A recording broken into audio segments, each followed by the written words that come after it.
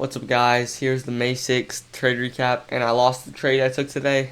Not the best trade, but let's get into it, bruh. Absolutely no news. Perfect. Alright, so yeah, this is London high. We tapped into it. I had a 5-minute breaking structure to the downside right here. I then was looking for 5-minute equilibrium. Scaled down to the 1 second. Just kidding. Scaled down to the 5-minute time frame. I mean the 1 minute time frame. I was already on the 5-minute, but I scaled down to 1 minute time frame. Looking for 1 minute confirmation. Boom, break structure to the downside. I entered short, stopped above the retracement, and got stopped out because price wanted to tap into it again before getting a reaction.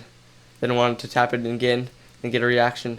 Then wanted to tap in it again, then get a reaction. And then it's tapping it again and got a reaction. Like, it just loves tapping into it and getting reactions. So yeah, I know exactly why I lost, because equilibrium is a horrible tool on its own for a continuation, but if it's paired with a fair value gap, it's freaking amazing, dude. So next time I'm just gonna wait for at least a fair value gap, and then anything extra is just extra, and that's just the way life goes. That's true. That's right. All right, see you.